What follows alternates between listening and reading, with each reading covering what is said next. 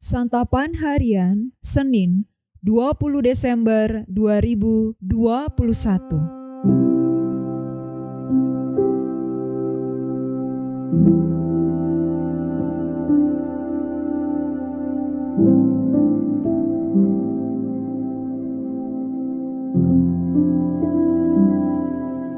Inilah program Santapan Harian, sebuah program yang mengajak Anda menelusuri isi Alkitab, agar Anda menemukan makna firman Tuhan sesuai dengan konteksnya.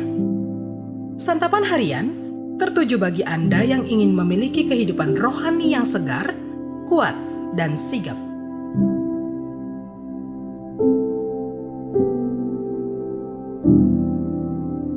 Hari ini kita akan membaca Yehezkiel pasalnya yang ke-11, ayat yang pertama hingga ayatnya yang ke-13. Namun sebelumnya, mari kita berdoa. Dengan penuh kerendahan hati, kami siap menerima firman-Mu. Di dalam kasih Kristus yang memampukan kami untuk memahami dan melakukan firman-Mu dengan benar. Kami berdoa. Amin. Yehezkiel 11 ayat 1-13. Lalu roh itu mengangkat aku dan membawa aku ke pintu gerbang timur dari rumah Tuhan, pintu yang menghadap ke sebelah timur. Lihat, di dalam pintu gerbang itu ada 25 orang, dan di antara mereka kulihat Yaazania bin Azur dan Pelaca bin Benaya, yaitu pemimpin-pemimpin bangsa. Firman-Nya kepadaku, "Hai anak manusia, inilah orang-orang yang merancang kedurjanaan dan menaburkan nasihat jahat di kota ini, yang mengatakan, bukankah belum lama berselang rumah-rumah kita dibangun kembali? Kota inilah periuk dan kita dagingnya. Oleh sebab itu, bernubuatlah melawan mereka. Bernubuatlah, hai anak manusia." Maka roh Tuhan meliputi aku dan Tuhan berfirman kepadaku, "Katakanlah, beginilah firman Tuhan. Kamu berkata-kata begini, hai kaum Israel, dan aku tahu apa yang timbul dalam hatimu.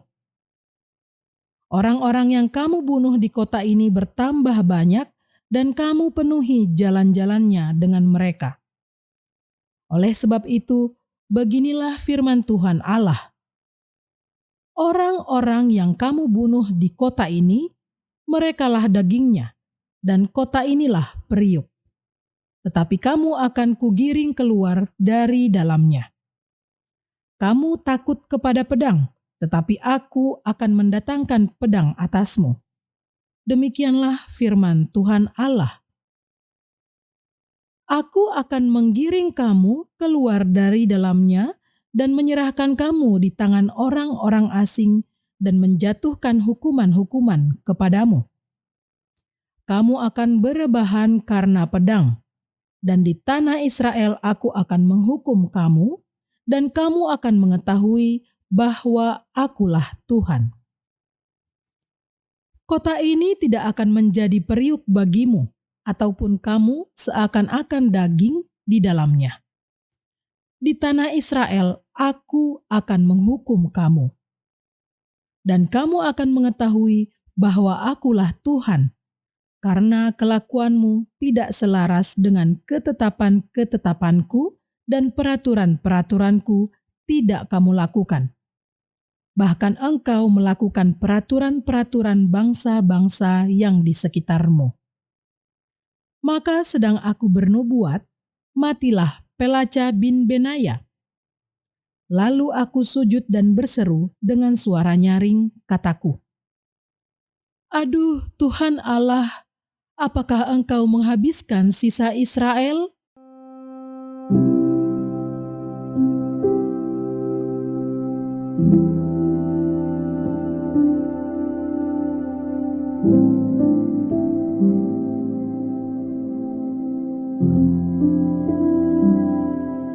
Sahabat santapan harian, ada peribahasa yang mengatakan, tak ada asap jika tak ada api.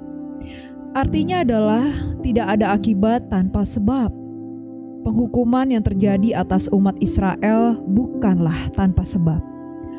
Roh Allah mengangkat Yeskiel ke gerbang timur bait Allah. Yeskiel melihat di dalamnya ada 25 orang.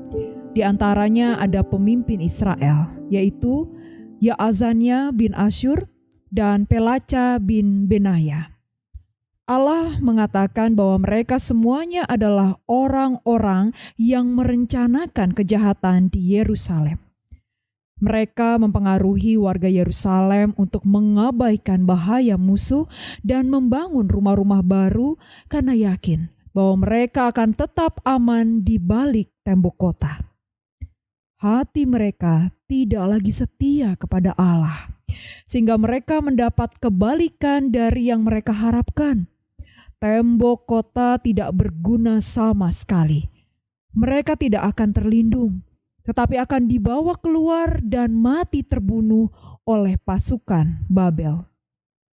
Mereka telah memulai kejahatan dengan membunuh penduduk Yerusalem.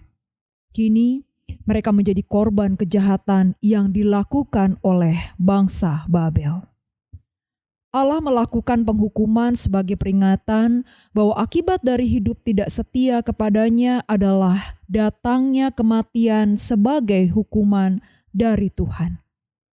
Inilah yang membuat Yeskiel memohon pengampunan bagi umat Israel. Berhati-hatilah dalam menjalani hidup. Ingat bahwa ada akibat dari setiap hal yang kita lakukan.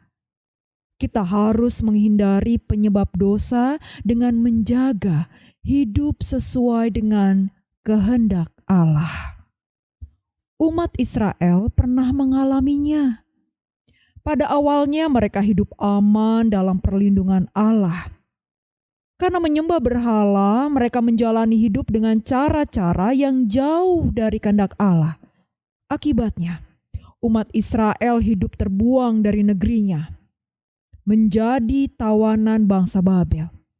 Hidup mereka serba tidak bebas dan terancam.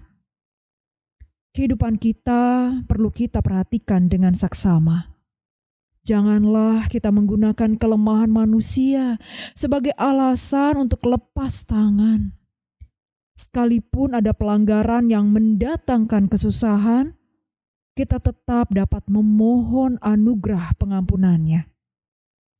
Allah tidak pernah mengabaikan umatnya yang mau bertobat. Mari kita berdoa. Di bawah kaki salib-Mu ya Yesus, kami bertelut. Tersungkur karena dosa-dosa kami. Bertobat kini hati kami. Hati kami pasrah berserah di hadapan-Mu ya Yesus. Ampuni dan kasihanilah kami.